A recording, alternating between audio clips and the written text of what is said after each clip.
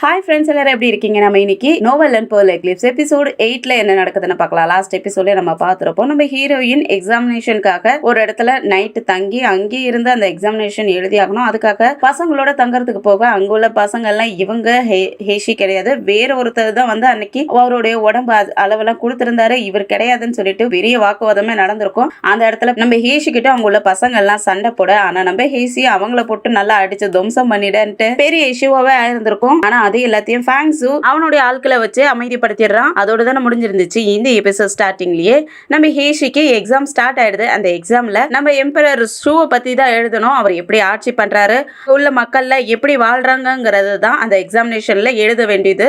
அதை எல்லாத்தையுமே அங்குள்ள டீச்சரும் விளக்கமா சொல்லிக்கிட்டு இருக்காங்க. அதெல்லாம் கேட்டுட்டு நம்ம ஹீரோயின் அப்புறம் மற்ற பசங்க எல்லாம் எக்ஸாமும் எழுத ஆரம்பிக்கிறாங்க. ஹேஷி எழுதக்குள்ளேயே அவங்களுக்கு சின்ன வயசுல நிறையவே கஷ்டப்பட்டாங்க இல்லையா, அது எல்லாமே ஞாபகத்துல வருது. ஒன்னு ஒன்னா ஞாபகம் வர இந்த பேர்ல்டெக்ஸ்க்காக அங்க உள்ள ஒரு தளபதி ரொம்பவே மக்களை கஷ்டப்படுத்தி இருந்தான் இல்லையா, அடிச்சு கொல்றதுன்ட்டு ரொம்ப கஷ்டப்படுத்தினதெல்லாம் ஞாபகத்துல வச்சுக்கிட்டு அது எல்லாத்தையுமே அந்த பொண்ணு எழுத ஆரம்பிக்கிறா. அது இல்லாத பேர்ல்டெக்ஸ் எல்லாம் அந்த ஊர் மக்களே ரொம்ப கஷ்டப்பட்டிருப்பாங்க அந்த ஆள்கிட்ட, அவங்களை எல்லாத்தையும் அடிச்சு கொலை பண்ற விஷயம் நிறையவே நடந்துச்சு இல்லையா, அதை எல்லாத்தையும் எழுதிட்டு அதுவும் இல்லாத அந்த பேர்ல்டெக்ஸை சமாளிக்கணுங்கிறதுக்காக கடல் கண்ணிக்கிட்ட இருந்து முத்தெடுக்கு கடலுக்கு போயிட்டு அவங்க அப்பா அந்த கடல்லையே சுறாக்களுக்கு இரையானார் இல்லையா, அதெல்லாம் நினைச்சு பார்த்துக்கிட்டே அந்த பொண்ணு எல்லாத்தையுமே எழுதி வைக்கிறா. அவதான் முதல்ல எக்ஸாம் எழுதி முடிச்சுட்டு டீச்சர்ட்டையும் கொடுத்துட்டு அங்க இருந்து கிளம்பிட, அப்ப டீச்சரே அப்படியே பாக்குறாரு அசந்து போய், என்ன இவ்வளவு சீக்கிரத்துல இவர் எழுதிட்டாரு அப்படின்ட்டு அதை எடுத்து படிச்சு பார்க்க அதுல இருக்கிற விஷயம் எல்லாமே அவருக்கும் தெரிய வருது. அதனால அந்த பேப்பரை கொண்டு போயிட்டு ராஜா கிட்டே கொடுத்துடுறாரு. அதனால ராஜாவும் செம்ம கோவமாயிட்டு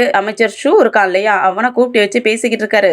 நம்ம நாட்டுல எவ்வளவு டாக்ஸ் எல்லாம் வசூலிக்கிறோம், அதெல்லாம் நமக்கு கரெக்டா வந்து சேர்ந்துகிட்டு இருக்குதா அப்படின்ட்டு எல்லாம் நிறைய விஷயங்கள் கேட்டுட்டு இருக்க. அவனும் ரொம்ப நார்மலாவே ஆமா ராஜா எல்லாமே கரெக்டா வந்துட்டு இருக்கு, எந்த பிரச்சனையும் இல்லை, நம்ம நாடு ரொம்ப சூப்பரா போய்கிட்டு இருக்கு, நம்ம நாட்டை நீங்க ரொம்ப நல்லா ஆட்சி பண்ணிக்கிட்டு இருக்கீங்கிற மாதிரி பேசிட்டு இருக்கான். அந்த சமயத்துல இந்த டாக்ஸ் பிரச்சனைய நம்ம ஹேஷி கொடுத்தா இருந்தாங்க இல்லையா, அதையும் காட்டி ஹேஷிங்கிறவன் இந்த மாதிரி எழுதி வச்சிருக்கான். அப்ப நீங்க டாக்ஸுக்கு எவ்வளவு வரி வசூலிக்கிறீங்க, அப்ப நிறைய மக்கள் கிட்ட இருந்து கொள்ளை அடிச்சிருக்கீங்க, மக்கள் கிட்ட இருந்து எவ்வளவு டாக்ஸ் வசூலிக்கணுங்கிற சட்டத்தை நான் தான் எழுதினேன், ஆனா அதையும் மீறி நீங்க எல்லாம் தப்பு பண்ணிக்கிட்டு இருக்கீங்களான்னு சொல்லிட்டு சத்தம் போட அவன் கொஞ்சம் பயந்து போயிடுறான். அதெல்லாம் உடனே காலில் விழுந்துட்டு, இல்ல ராஜா நான் எந்த தப்பு பண்ணல, எங்களுக்கு அந்த அளவுக்கு தைரியம் இல்லைன்னு சொல்லிக்கிட்டு இருக்க. ராஜாவும் அரசவை கூட்டிட சொல்லிடுறான். அரசவையில எல்லா அதிகாரிகளும் வந்துடுறாங்க. ராஜாவும் பேச ஆரம்பிக்கிறான். நம்ம நாட்டுல முத்து எடுக்கிற மக்கள் கிட்ட நீங்க எந்த அளவுக்கு டாக்ஸ் வசூலிக்கணுங்கிறது நான் ஒரு ரூல்ஸ் எழுதியிருக்கேன் இல்லையா, அந்த ரூல்ஸ் உங்க யாருக்கும் தெரியுமா அப்படின்ட்டு அந்த பேர்ல் டாக்ஸ் வசூலிக்கணுங்கிறதுக்காகவே ஒரு அமைச்சரை நியமிச்சிருப்பாங்க இல்லையா, அந்த அமைச்சரையும் கூப்பிட்டு விசாரிக்க ஆரம்பிக்க 10ல் 1 பங்கு தான் டாக்ஸ் வசூலிக்கணும், அதையும் மீறி இவங்கள வசூலிச்சிருப்பாங்க போல இருக்கு. அதனால ராஜாவும் அந்த அமைச்சர்கிட்ட கேக்குறாரு, எங்க நீ சொல்லு நம்ம நாட்டுல பேர்ல் டாக்ஸ் நம்ம எவ்வளவு வசூலிக்கிறோம்னு சொல்லி கேட்கணுங்க. அந்த அமைச்சர் செமையா பயந்து போயிட்டு 10ல் 1 பங்கு தான் நம்ம வசூலிக்கணும்னு சொல்ல, எங்க இன்னொரு டைம் சொல்லுங்க, திரும்பவும் அந்த 10ல் 1 பங்கு தான் வசூலிக்கணும்னு சொல்ல, அப்புறம் மக்கள் கிட்ட இருந்து நிறைய டாக்ஸ் வசூலிக்கிறீங்க, பேர்ல் டாக்ஸ் நிறைய வசூலிக்கிறதாக உங்க பேர்ல நிறையவே கம்ப்ளைண்ட் வந்திருக்குது, அப்ப நீங்க வேணும்னே மக்கள் கிட்ட இருந்து நிறையவே வசூல் பண்ணிக்கிட்டு இருக்கீங்க, மக்களை காப்பாத்துறதுக்காக அவங்க எல்லாமே நல்லா இருக்கணுங்கிறதுக்காக தான் இந்த இடத்துல நான் ஆட்சி பண்ணிக்கிட்டு இருக்கேன், ஆனா நீங்க எல்லாம் அவங்க கிட்ட இருந்து டாக்ஸ்ங்கிற பேர்ல அவங்க கிட்ட கொள்ளை அடிச்சுக்கிட்டு இருக்கீங்களா, இப்படி பண்ணிக்கிட்டு இருந்தா மக்கள் எப்படி என்ன நம்புவாங்க அப்படின்ட்டு ஹேஷி இவனை கொலை பண்ண வந்த கோபத்தையும் சேர்த்து போட்டு செம்மையா போட்டு திட்டிட்டு இருக்க. அதுலயும் 2 அமைச்சர் இருப்பாங்க போல இருக்கு, அவங்கள 2 பேத்தையும் வச்சு செம்மையா செஞ்சிட்டு இருக்கான். அந்த அமைச்சர்கள்லயும் ஒரு நேர்மையான அமைச்சரை கூப்பிட்டு வச்சு, நீங்க இதை விசாரிங்க, இன்வெஸ்டிகேட் பண்ணி மக்கள் மேல எவ்வளவு இவங்க வசூலிச்சிருக்காங்க, என்ன நடந்துகிட்டு இருக்குங்கிற இன்ஃபர்மேஷன் எனக்கு வந்தாகணும், அதையெல்லாம் விசாரிச்சு எனக்கு கொண்டு வந்து கொடுங்கன்னு சொல்லி அவர்கிட்ட சொல்லிட்டு இவங்க 2 பேத்துக்கும் பனிஷ்மெண்ட் கொடுங்கன்னு சொல்லி ஜெயிலுக்கும் அனுப்பி வச்சிடறான். அப்படியே நம்ம ஹேஷிக்கும் ஃபர்ஸ்ட் இடத்துல பாஸ் பண்ணியிருக்காங்க. நம்ம ஹேஷி இதெல்லாம் எழுதி கொடுத்ததால ஹேஷிக்கு ஃபர்ஸ்ட் மார்க் கிடைச்சிருக்குது. அந்த விஷயத்த டீச்சரும் எல்லா மாணவர்களுக்கு முன்னாடியும் சொல்லிக்கிட்டு இருக்க, அங்க உள்ள மாணவர்கள்லாம் கேட்டுக்கிட்டு இருக்காங்க. அதுலயும் நீ பேர்ல் டாக்ஸை பத்தி நிறையவே எழுதிருந்த இல்லையா, அதெல்லாம் ராஜா படிச்சு பார்த்துட்டு செம்ம பெரிய பிரச்சனை ஆயிடுச்சு, அந்த அரசு அதிகாரிகள் எல்லாம் ஜெயில போட்டுட்டோம் அப்படின்னு சொல்லிட்டு நீ தான் இந்த தடவை ஃபர்ஸ்ட் மார்க் வாங்கியிருக்க, மத்தவங்க எல்லாம் அடுத்தடுத்ததான் வந்திருக்காங்கன்னு சொல்லிட்டு அவரும் அங்க இருந்து கிளம்பிட, ஹேஷி கிட்ட நல்லா அடி வாங்கினானுங்க இல்லையா, அந்த பசங்க எல்லாரும் வந்துட்டு பரவாயில்ல நீங்க ஃபர்ஸ்ட் மார்க் எடுத்திருக்கீங்க, உங்களுக்கு திறமை நிறையவே இருக்கு, நாங்க தான் தப்பா புரிஞ்சுக்கிட்டோம்னு சொல்லிட்டு அவங்க எல்லாருமே நம்ம ஹேஷி கிட்ட ஃப்ரெண்ட்ஸ் ஆக முயற்சி பண்ண,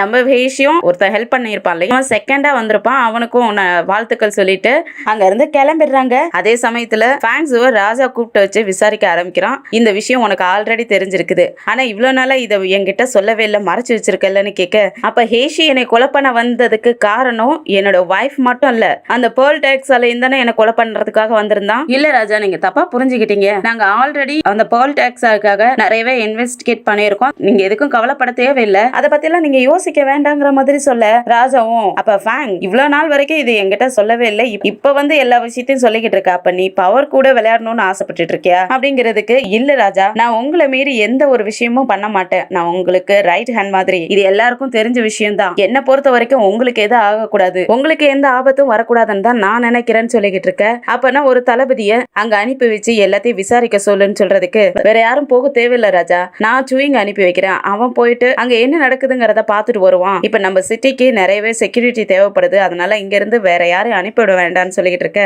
நீ என்ன பயப்படுறியா? ஃபேங் ஹெய்சிக்கு ஏதாவது ஆயிடும்னு பயப்படுறியா? என்னால எந்த ஒரு மிஸ்டேக்கும் ஆக போறது கிடையாது. அவன் இம்பீரியல் எக்ஸாமுக்காக அவன் ட்ரை பண்ணிக்கிட்டு இருக்கான். எனக்கு அவனுடைய திறமை பிடிச்சிருக்கு, அதனால அவனுக்கு எந்த ஒரு ஆபத்தும் வரப்போறது கிடையாதுன்னு சொல்ல, அப்பதான் ராஜாவும் நம்ம ஃபேங்ஸோட இடுப்புல ஒரு பவுச் தொங்கிக்கிட்டு இருக்கோம். அந்த பவுச்சை பாக்குறான். பவுச்சை பார்த்துட்டு, இது யார் உனக்கு தச்சு கொடுத்தது? நம்ம ஃபேப்ரிக் ஆபீஸ்ல இருந்தா, அவங்க எல்லாருமே தேர்ந்தெடுக்கப்பட்டவங்களாச்சே. அங்க உள்ள தலைவி பொண்ணும் நல்ல ஃபேப்ரிக்ல எம்ப்ராய்டிங் பண்ண தெரியும், ஆனா இது பார்க்க ரொம்ப அசிங்கமா இருக்கே அப்படின்ட்டு கேக்குறதுக்கு ஃபேங்ஸும் இது ஃபேப்ரிக் ஆபீஸ்ல இருந்து வந்தது கிடையாது அப்படின்னு சொல்ல, அப்படியா அப்படின்ட்டு அவனுடைய பவுச்சை எடுத்து பார்த்துட்டு, இது ஃபேங்க் என்ன எழுதிருக்கு, ஆனா ரொம்ப அசிங்கமா எழுதிருக்கு அப்படிங்கிறதுக்கு ஃபேங்ஸும் அந்த பவுச்சை கையில பிடுங்கிட்டு, இது ரொம்ப அழகா இருக்கு அப்படின்னு சொல்லிடுறான். ராஜாவை பார்த்துட்டு சிரிச்சுக்கிட்டு, சரி நான் அதை பத்தி எல்லாம் கேட்கலன்னு சொல்லிட்டு, ஃபேங்ஸோ நான் உன்னை தான் நம்புறேன், இதுக்கு மேல எந்த ப்ராப்ளமும் வந்துடக்கூடாதுன்னு சொல்லிக்கிட்டு இருக்கான். நம்ம ஹேஷியும் சூயிங்கும், ஹேசி ஃபர்ஸ்ட் மார்க் எடுத்திருக்கா இல்லையா, அதனால ரெண்டு பேரும் பார்ட்டின்ட்டு ரெண்டு பேரும் ஓட்டு மேல உட்காந்துக்கிட்டு நல்ல மொடா குடி குடிச்சிக்கிட்டு இருக்க. ஃபேங்ஸும் அவனுடைய ரூம்ல உட்காந்துக்கிட்டு நம்ம ஹேஷி எம்ப்ராய்டிங் பண்ணி கொடுத்த அந்த பவுச்சே பார்த்துக்கிட்டு அழகா இருக்குல்ல அப்படின்ட்டு பார்த்துட்டு சிரிச்சுக்கிட்டே அதை பார்த்து ரசிச்சுக்கிட்டு இருக்கான். அடுத்த நாள் காலையில ஃபேங்ஸும் வெளியே வந்துகிட்டு இருக்க. நம்ம ஹேஷியும் பாத்துறா. மாஸ்டர் எங்க போறீங்கன்னு கேட்டுட்டே வந்தவ அவன் இடுப்புல அந்த பவுச் இல்லாதத பாக்குறான். அதை புரிஞ்சுக்கிட்ட ஃபேங்ஸும், நான் அர்ஜென்டா வெளியே போய்கிட்டு இருக்கேன், அதனால அதை நான் மறந்துட்டேன்னு சொல்ல, அதெல்லாம் ஒன்னும் பிரச்சனை இல்ல மாஸ்டர், நான் அதை பத்தி கேட்கல, எப்பவாவது இந்த மாதிரி பிளெயினா போட்டுட்டு போறது கூட நல்லா தான் இருக்கும் அப்படின்னு சொல்லிக்கிட்டு இருக்க. ஃபேங்ஸும் அவளையே பார்த்துட்டு இருக்க. மாஸ்டர் நான் எழுதுனதை நீங்க ரீட் பண்ணி பாத்தீங்களான்னு கேட்க, ஃபேங்ஸும் ஆமா நான் ரீட் பண்ணேன்னு சொல்லிட்டு ஒரு ரிங் எடுத்து கொடுத்து, இதுதான் நீ ஃபர்ஸ்ட் மார்க் எடுத்ததுக்கு உண்டான கிஃப்ட்னு சொல்லி கொடுக்க, ஹேஷிக்கும் ரொம்ப ஹாப்பி ஆயிடுது. அதை வாங்கிக்கிட்டு நன்றி சொல்லிக்கிட்டு இருக்க. ஃபேங்ஸும் அங்க இருந்து கிளம்பிடுறான். ஹேஷியும் அந்த ரிங்க வாங்கி வச்சுக்கிட்டு அதை பார்த்துக்கிட்டே கனவு கண்டுகிட்டு இருக்கா. ஃபேங்ஸும் ஹேஷியும் ஏதோ ரொமான்டிக்கான கப்பல் மாதிரியும் அவங்க ரெண்டு பேரும் ரொம்ப ஹாப்பியா போய்கிட்டு இருக்கிற மாதிரி ரெண்டு பேரும் ஹாப்பியா கிஸ் பண்ணிக்கிற மாதிரி எல்லாம் கனவு கண்டுகிட்டே இருக்க, அந்த ரிங் அவன் மண்டியிலே விழுந்து கனவு காணாதடிங்கிற மாதிரி சொல்லுது. அடுத்த நாள் காலையில ஹேஷி தூங்கி முழிச்சு வெளியே வந்துகிட்டு இருக்க. அப்ப ஃபேங்ஸும் எங்க வெளியே கிளம்பி போய்கிட்டு இருக்கான். ஃபேங்ஸுவை பார்த்த உடனே மாஸ்டர்ன்ட்டு பக்கத்துல ஓடி வர, ஃபேங்ஸும் அவளை பார்த்துட்டு, நீ என்ன நைட்டு ஃபுல்லா தூங்கவே இல்லையான்னு கேட்க, இல்லையே மாஸ்டர் நான் நல்லா தானே தூங்குனேன் அப்படின்னு சொல்லிட்டு முகத்தெல்லாம் தொட்டு பார்த்துட்டு இருக்கா. இல்லையே உன் கண்ணு ஃபுல்லா கருவளையம் போட்டிருக்கே, நீ தூங்கவே இல்லைங்கிறது நல்லாவே தெரியுதுன்னு சொல்ல, இல்ல மாஸ்டர் நான் நல்லா தான் தூங்குனேன் அப்படின்னு சொல்லிட்டு மழுப்ப ஆரம்பிக்குவோம். சரி சரி உனக்கு நான் கிஃப்ட் ஒன்று கொடுத்தேன் ரிங்கா, அந்த ரிங் எங்க, அதை உன் கையில போடலையான்னு கேட்கறதுக்கு, இல்ல மாஸ்டர் நீங்க அது எனக்கு நீங்க கொடுத்துருக்கீங்க, அது எனக்கு ரொம்ப ஃப்ரீசியஸா நான் நினைக்கிறேன், அதனால நான் எங்கேயாவது வெளியே போகிறப்ப மட்டும் அதை போட்டுக்கலான்னு ஆசைப்படுறேன் அப்படின்னு சொல்லவும், ஃபேங்ஸுக்கு ஹேஷி அந்த ரிங்க போடலன்னு உடனே கொஞ்சம் மனசு கஷ்டமாயிடுது போல இருக்கு. முகமே ஒரு மாதிரி ஆயிடுது. சரி சரி அடுத்ததா எக்ஸாம் நடக்க போகுது இல்லையா, சீக்கிரமா ரெடி ஆயிடு, லேட் பண்ணிடக்கூடாதுன்னு சொல்லிட்டு நான் கிளம்புறேன்ட்டு அங்கிருந்து கிளம்பிடுறான். அடுத்ததா எக்ஸாமும் ரெடி ஆயிடுது. இந்த எக்ஸாம் எப்படின்னா, குதிரையில ஏறி உட்காந்துட்டு அதுவும் அந்த குதிரை ஓடிக்கிட்டே இருக்கும், நம்ம குறி பார்த்து அம்ப விடணும், அந்த டெஸ்ட் போல இருக்கு. அதுல இந்த சந்தேகப்படுற மாதிரியே ஒரு தருந்தான் இல்லையா, அவன் ஃபர்ஸ்ட் போறான். அவனுடைய குதிரை ஓடிக்கிட்டு இருக்கக்குள்ளேயே அவனும் ஒவ்வொரு அம்பா எடுத்து விட 3 அம்பு அதுல கரெக்டான பாயிண்ட்ல பார்த்து விட்டுறான். அடுத்ததா நம்ம ஹேஷியோட நேம் தான் வருது. ஹேஷியும் குதிரையில ஏற அந்த குதிரை ரொம்பவே குதிக்க ஆரம்பிக்குது, கத்திக்கிட்டே குதிச்சுக்கிட்டு இருக்குது. அப்ப இந்த ஷூ அமைச்சர் தான் இதெல்லாம் எக்ஸாமினேஷன் பண்ணிக்கிட்டு இருக்கான். அந்த ஷூ அமைச்சரும் அப்ப யோசிச்சு பாக்குறான். அவன் தான் அவனுடைய ஆளை வச்சு அந்த குதிரையில ஹேஷி ஏறக்குள்ள அந்த குதிரையில ஒரு மெட்டல் மாதிரி வச்சிருக்காங்க இல்லையா உட்கார்றதுக்காக, அதுல ஏதோ ஒரு ஊசியை சொருக்கி வச்சிருந்திருக்கான். அது நம்ம ஹேஷி ஏறி உட்கார்ந்த உடனே அதுல இருக்கிற ஊசியும் அந்த குதிரை மேல குத்த ஆரம்பிக்குது. அதை இவன் நினைச்சு பார்த்துக்கிட்டே இருக்க, ஹேஷி அந்த குதிரையை அடக்கவே முடியல, ரொம்பவே குதிரை ஓடிக்கிட்டு இருக்குது, ரொம்ப ஃபாஸ்டா இருக்கு, கத்திக்கிட்டு இருக்கு, அது வலி தாங்க முடியாத.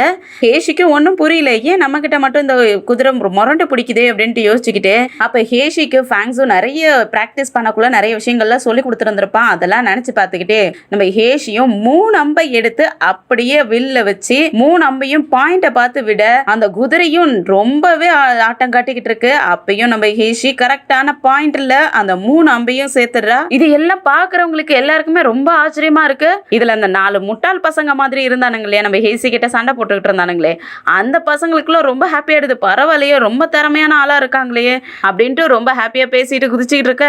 அதே சமயத்துல இந்த ஷூவோட முகத்தை தான் காட்டுறாங்க. அவனுக்கு ஒரு மாதிரி ஆயிடுது.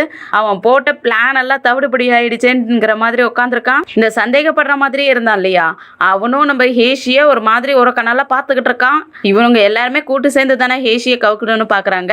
இங்க நடந்த விஷயத்தை ஃபேன்ஸ் கிட்டையும் அவனுடைய தளபதி எல்லா விஷயத்தையும் சொல்லிக்கிட்டு இருக்கான். இந்த மாதிரி குதிரை ரொம்ப முரண்டு பிடிச்சிச்சு, ஆனா அதையும் மீறி நம்ம ஹேஷி அம்பை விட்டுட்டான். 3 அம்பையும் ஒரே டைம்ல விட்டு அவன் தான் திரும்பவும் ஃபர்ஸ்ட் இடத்துல வந்திருக்கான் அப்படின்னு சொல்ல, அப்ப நம்ம ஃபேன்ஸுக்கு அதை கேட்ட உடனே ரொம்ப சந்தோஷமா இருக்கு. ஆனா இருந்தாலும் குதிரைக்கு என்னாச்சு, குதிரை ஏன் அந்த மாதிரி முரண்டு பிடிச்சிச்சு, அதை நீங்க விசாரிங்க, யார் என்ன தப்பு பண்றாங்கன்னு நம்ம கண்டுபிடிச்சாகணும்னு சொல்லிக்கிட்டு இருக்கான். அடுத்ததா சூயிங்கும் திலான் இளவரசியை பாக்குறதுக்காக போறான். நம்ம ஹேஷி தான் அனுப்பி விட்டு இருந்திருப்பா போல இருக்கு. இந்த ராஜா அவளுடைய பேண்ட் எல்லாம் தூக்கி போட்டு உடச்சிக்கிட்டு கிடந்தான் இல்லையா, அதனால ஒரு கோயில்ல கிடைக்கிற ஸ்பெஷலான ஒரு பிரேஸ்லெட்டை வாங்கி கொடுத்துக்கிட்டு இருப்பா போல இருக்கு. அதுவும் சூயிங் போயிட்டு திலான் இளவரசி கிட்டையும் கொடுக்க, திலான் இளவரசிக்கும் அது ரொம்ப பிடிச்சி போயிடுது, ரொம்ப அழகா இருக்குன்னு சொல்லி வாங்கிக்கிறா. அதுக்கப்புறம் இன்னொன்னையும் உங்களுக்கு கொடுத்து விட்டுருக்கான் அப்படின்னு சொல்லிட்டு ஒரு ரேபிட்டையும் ஓப்பன் பண்ணி காட்ட, அந்த ரேபிட்டை பார்த்த உடனே அந்த பொண்ணுக்கு ரொம்ப ஹாப்பி ஆயிடுது, ரொம்ப அழகா இருக்குன்னு சொல்லி வாங்கிக்கிறா.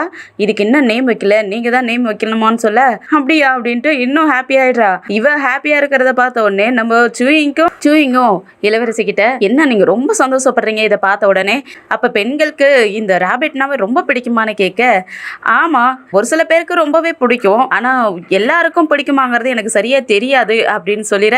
அதுக்கப்புறம் யோசிச்சு போனோம், நீங்க எதுக்காக கேட்குறீங்க, வேற யாருக்கும் வாங்கி கொடுக்கணுமான்னு கேட்க, இல்ல அப்படிலாம் இல்ல, ஜஸ்ட் நான் உங்கள்கிட்ட கேட்டு தெரிஞ்சுக்கிறோங்கிறதுக்காக தான் கேட்டுக்கிட்டேன், மற்றபடி வேற ஒன்றும் இல்லை, என்னோட வேலைக்கு நேரம் ஆயிடுச்சு, நான் கிளம்புறேன்னு சொல்லிட்டு அவனும் அங்கிருந்து கிளம்பிட, இளவரசியும் அந்த முயல் குட்டியை வச்சு ஆசையா பார்த்துக்கிட்டு இருக்க. ஜூயிங் திலான் இளவரசி கிட்ட கேட்டு தெரிஞ்சுக்கிட்டான் இல்லையா, பெண்களுக்குன்னா ரேபிட் ரொம்ப பிடிக்குன்ட்டு.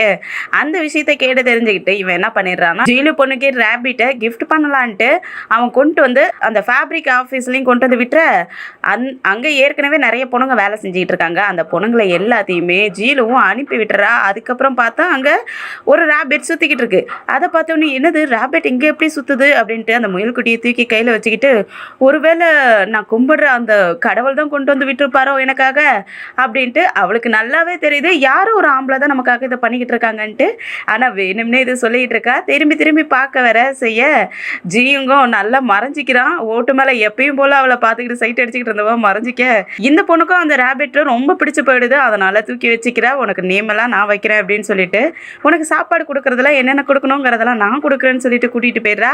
அப்படியே ஈவினிங்கும் ஆயிடுது. நம்ம ஹேஷியா ஒன்றும் புரியாமல் என்னடா பண்ணுறது அப்படிங்கிற மாதிரி போர் அடிச்சு போய் உட்காந்துருக்க. அந்த இடத்துக்கு ஜூயிங் வந்துடுறான். ஜூயிங் வந்துட்டு, ஹேஷி நான் இன்வெஸ்டிகேட் பண்ணுறதுக்காக உங்கள் ஊருக்கு தான் போகிறேன், உங்கள் அம்மா கிட்ட எதுவும் சொல்லணுமா எதுவும் பேசணுமான்னு கேட்க, இதை கேட்டு ஹேஷிக்கும் ரொம்ப ஹாப்பி ஆகிடுது. ஒரு நிமிஷம் வரேன்னு சொல்லிட்டு அவங்க அம்மாவுக்காக நிறைய திங்ஸ் எல்லாம் வாங்கி வச்சிருப்பா போல இருக்குது. கோல்டு பணம் இந்த மாதிரி நிறைய சேர்த்து வச்சிருக்கா. அதெல்லாம் கொடுத்து, இது எங்கள் அம்மாட்ட கொடு, இந்த லெட்டரையும் எங்கள் அம்மாட்ட கொடு, அவங்கள எப்படி இருக்காங்கன்னு பார்த்துட்டு அவங்க என்னை நினைச்சு கவலைப்பட வேண்டாம்னு சொல்லிட்டு வான்னு சொல்லி அனுப்பிவிட, அப்போதான் நம்ம ஹேஷியை பார்க்குறா. அவன் மேலே நல்ல ஸ்மெல் வந்துட்டு இருக்குமா. ஹேஷியும் அவனை முகந்து பார்க்க, என்ன முகந்து பார்த்துக்கிட்டு இருக்க, என்னாச்சுன்னு கேட்க, இல்லையே ஏதோ ஒரு ஸ்மெல் வருதுங்க. இல்லையே நான் குளிச்சுட்டேனே, நீ எதுக்காக என்கிட்ட இப்படி கெட்ட ஸ்மெல் வருதுங்கிறியா அப்படிங்க. இல்லைப்பா நல்லா ஸ்வீட் ஸ்மெல் வருது, ரொம்ப அழகா இருக்கே, இந்த ஸ்மெல்லே எனக்கு ரொம்ப பிடிச்சிருக்கு அப்படின்னு சொல்லிட்டு இருக்க. அதுவா, அதுக்கு காரணம் இந்த ஸ்வீட்டு தான்ட்டு அவன் மறைச்சு வச்சிருந்த அந்த பொண்ணு எப்பயுமே கொடுப்பா இல்லையா, அந்த ஸ்வீட்டை எடுத்து காட்ட ஹேஷி அதை பிடுங்கிக்கிறா. பிடிங்கிட்டு ஓடி போயிட்டு, ஆஹா இதுல இருந்து தான் ஸ்மெல் நல்லா வருது, ரொம்ப டேஸ்டா இருக்கும் போல இருக்கேன்னு ஸ்மெல் பண்ணி பார்த்துக்கிட்டு இருக்க. அது என்னோடது, எதுக்காக நீ வாங்கிட்டு வந்த, இது எனக்காக கொடுத்தாங்க, நீ எதுக்காக பிடிங்கிட்டு போயிட்ட அப்படின்னு சொல்லிட்டு, அது எனக்கு பிடிச்ச கேக்கு எனக்கு கொடுத்துறேன் அப்படின்னு சொல்லிட்டு கோவிச்சுக்கிறான். என்ன இது உனக்கு யார் செஞ்சு கொடுத்தா, ஒரு பொண்ணு செஞ்சு கொடுத்தாளா, அதை இவ்வளோ கோவப்படுறியா அப்படிங்க. குடுங்கிறல்ல குடு அப்படின்ட்டு புடுங்க போக எடுத்துக்கிறாங்க. எடுத்துட்டு மொது பார்த்துட்டு சூப்பராக இருக்கே, இது ஒன்று சாப்பிட்டா நல்லா இருக்குமே அப்படின்ட்டு எடுத்து வாயில் வச்சு கடிக்க ஆரம்பிச்சிடுறாங்க. அதை சாப்பிட்டுக்கிட்டே, என்ன இது அந்த ஃபேப்ரிக் ஆஃபீஸில் ஏதோ ஒரு பொண்ணு கொடுத்துருக்க, அதை தானே எடுத்துகிட்டு வந்த அப்படின்னு சொல்லிட்டு சாப்பிட்டுட்டு இருக்க. இல்லை அதெல்லாம் அவங்ககிட்ட சொல்ல மாட்டேன் அப்படின்னு சொல்லிட்டு கோவிச்சிக்கிறான். நம்ம ஹேஷியா அதை நல்லா ஃபுல்லாக சாப்பிட்டுட்டு ஒரு 2-3 மட்டும் வச்சுட்டு, இந்தப்பா இதில் நான் தேவையான அளவுக்கு சாப்பிட்டுட்டேன், இதை நீ வச்சுக்கோ அப்படின்னு சொல்லி கொடுத்துட்றாங்க. அது ஜூயிங்கும் வாங்கிக்கிட்டு நீ சரியான மோசமான ஆளு, என்னோட ஸ்வீட்டை பிடுங்கி தின்னுட்டியே அப்படின்னு சொல்லிட்டு திட்டிக்கிட்டே போய்கிட்டு இருக்கான். திலான் இளவரசியும் அவளுடைய அரண்மனைக்குள்ள தோட்டத்துல அந்த முயல் குட்டியை வச்சுக்கிட்டே பேசிக்கிட்டு இருக்கா அவருடைய வேலைக்கார பொண்ணுங்களோட. அப்ப அதுல ஒரு மெய்டு பொண்ணு ஃபேப்ரிக் ஆபீஸ்ல இருந்து புது டிசைன் எல்லாம் கொடுத்து விட்டுருக்காங்கன்னு சொல்லிட்டு புது டிசைன்ஸ் எல்லாம் காட்டிக்கிட்டு இருக்கா. அதை பார்த்துக்கிட்டு இருக்கிற டைம்ல இந்த முயல் குட்டி இறங்கி ஓடி போயிடுது. கொஞ்ச நேரம் போனதுக்கு அப்புறம் தான் அந்த முயல் குட்டியை இந்த திலான் இளவரசியும் பாக்குறா, காணோம். அச்சோ எங்க போச்சுன்னே தெரியலையேன்ட்டு தேடிக்கிட்டு இருக்க. அதே சமயத்துல ராஜா அவனுடைய அரண்மனையில ஒரு அமைச்சர்கிட்ட பேசிட்டு வரான். அந்த அமைச்சர் தான் அந்த பேர்ல் டாக்ஸை பத்தி பாத்துக்கிற ஆள் போல இருக்குது.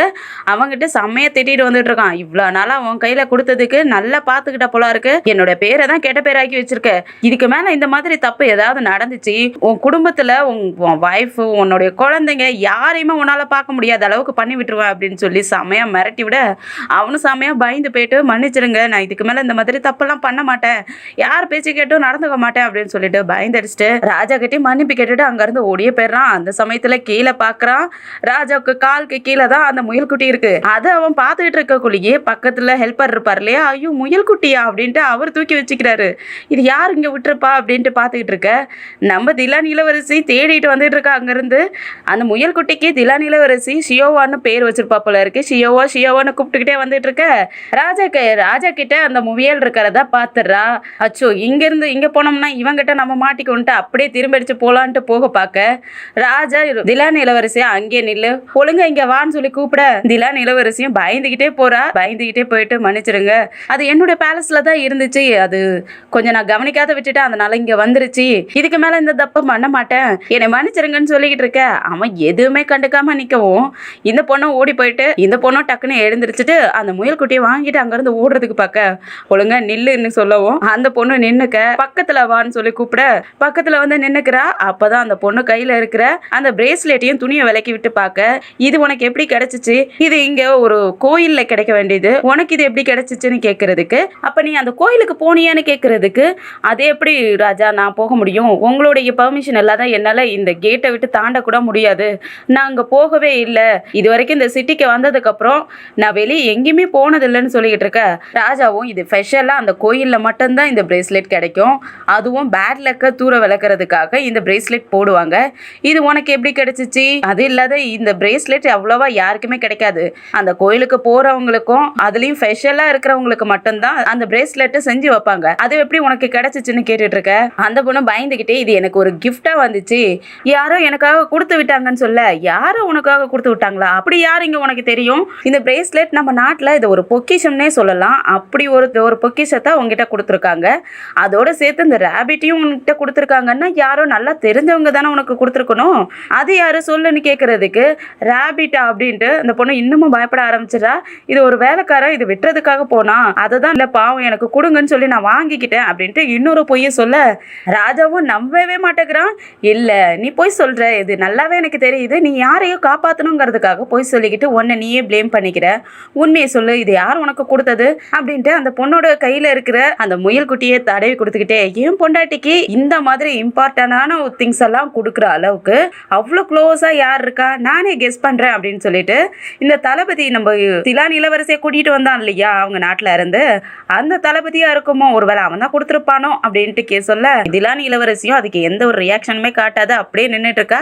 அதனால ஒருவேளை இல்ல அவனால கொடுத்துருக்க முடியாது, ஏன்னா அவனை ரொம்ப நாளைக்கு முன்னாடியே இங்க இருந்து அனுப்பி விட்டுட்டேன், அதனால அவனால கொடுத்துருக்க முடியாது, எனக்கு தெரிஞ்சு உனக்கு இன்னும் க்ளோஸா இருக்கிறவங்க யாருன்னு பார்த்தா ஒருவேளை ஃபேங் ஹேசி கொடுத்துருப்பானா, அப்ப ஃபேங் ஹேசி தான் கொடுத்துருக்கணும், ஏன்னா அவனால மட்டும்தான் இந்த பேலஸ்குள்ள அவ்வளோ ஈஸியா வந்துட்டு போய்கிட்டு இருக்கான், அவனுக்கு இம்பீரியல் எக்ஸாமும் நடந்துகிட்டு இருக்கு, ஆனா அந்த இம்பீரியல் எக்ஸாம்லயும் எனக்கு நிறைய இன்ட்டும் கொடுத்துட்டு உன் கூடயும் நல்லா டைம் ஸ்பெண்ட் பண்ணிட்டு இருக்கான் போல இருக்கு, அது எப்படி இந்த பேலஸ்ல அவனால மட்டும் இவ்வளவு ஃப்ரீயா வந்துட்டு போக முடியுது அப்படின்ட்டு திலான் நீ சொல்லு, இந்த மாதிரி வந்துட்டு போறவங்களுக்கு என்னென்ன தண்டனை கிடைக்கணும் உனக்கு தெரியுமா. அந்த பொண்ணு டக்குன்னு முட்டங்கள் போட்டுட்டு ராஜா கிட்ட மன்னிப்பு கேட்க ஆரம்பிச்சிடா. ராஜா மன்னிச்சிருங்க, நான் தான் தப்பு பண்ணிட்டேன், இதுக்கு மேல இந்த மாதிரி தப்பு நடக்காதுன்னு சொல்ல, சரி இதுக்கு எல்லாத்துக்கும் என்ன தண்டனை கிடைக்கும் நீ சொல்லன்னு கேட்க, அந்த பொண்ணு ஒவ்வொரு தண்டனையா சொல்லிக்கிட்டு இருக்கா.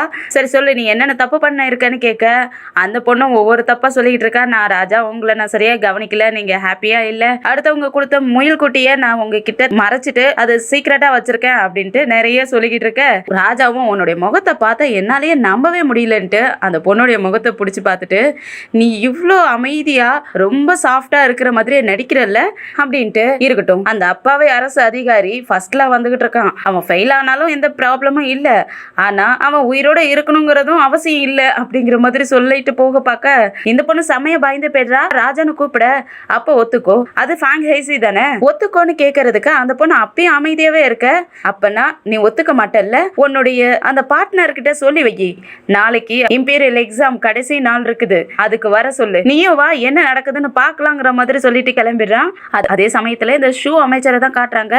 அவன் இந்த சந்தேகப்படுற மாதிரியே ஒருத்தன் நம்ம ஹேசி பின்னாடி சுத்திட்டு இருந்தான் இல்லையா, அவனை கூப்பிட்டு விட்டுருக்கான்.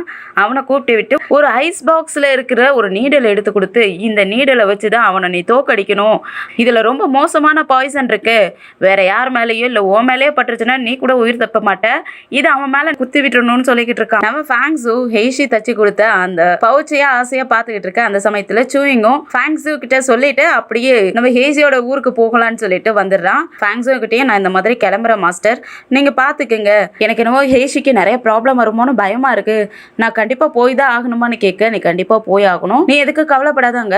அப்ப மாஸ்டர் ஹேஷி யார் பாத்துக்க போறா, நீங்க பாத்துக்க போவீங்களா அப்படின்னு கேட்கறதுக்கு, ஆமா நான் கண்டிப்பா போவேன், ஏன்னா ஹேஷிக்கு எந்த ஆபத்தும் வந்துடக்கூடாதுல்ல, நான் அங்க இருப்பேன், நீ கவலைப்படாத, நீ போயிட்டு வான்னு சொல்லி அனுப்பி விட்டான். அடுத்த நாளே நம்ம ஹேஷிக்கு அந்த மோசமான எக்ஸாமினேஷனும் ஸ்டார்ட் ஆயிடுது. ராஜாவும் அரண்மனையில உட்காந்துருக்க திலான் இளவரசியை தான் அந்த எக்ஸாமினேஷனை பாக்குறதுக்கு வர சொல்லி இருந்தான் இல்லையா, திலான் இளவரசியும் வந்து ராஜா கிட்ட இன்ஃபர்மேஷன் கொடுங்கன்னு சொல்ல, ஒரு காவலாளியும் உடையந்து ராஜா கிட்டையும் இந்த மாதிரி திலான் இளவரசி உங்களுக்காக வெயிட் பண்ணிட்டு இருக்காங்கன்னு சொன்ன உடனே அவனும் வர சொல்லிடுறான். நம்ம இளவரசியும் உள்ள போயிட்டு வணங்கிட்டு இருக்க, அதுக்கு எந்த பதிலுமே இந்த ராஜா சொல்லாம அப்படியே இந்த எக்ஸாமினேஷன் நடக்கிற இடத்துக்கு போலான்னு சொல்லிட்டு அங்க இருந்து கிளம்ப, அப்படியே எல்லாரும் கிளம்பி போய்கிட்டு இருக்காங்க. அதோட தான் இந்த எபிசோட் முடியுது. அடுத்த எபிசோட்ல நம்ம ஹேசிக்கு அப்படி என்னென்ன பிரச்சனை வரப்போகுது, என்ன நடக்க போகுதுங்கிறதெல்லாம் வெயிட் பண்ணி பார்க்கலாம். இந்த வீடியோ பிடிச்சிருந்துச்சுன்னா லைக் பண்ணுங்க, உங்க ஃப்ரெண்ட்ஸ் அண்ட் ஃபேமிலிக்கு ஷேர் பண்ணுங்க, அப்படியே நம்ம சேனலை சப்ஸ்கிரைப் பண்ணி பெல் ஐக்கனை கிளிக் பண்ணி வச்சுக்கோங்க. அடுத்தடுத்த எபிசோட் நோட்டிஃபிகேஷனுக்காக அடுத்த எபிசோட்ல சந்திக்கிற வரைக்கும் பாய் அண்ட் தேங்க்யூ.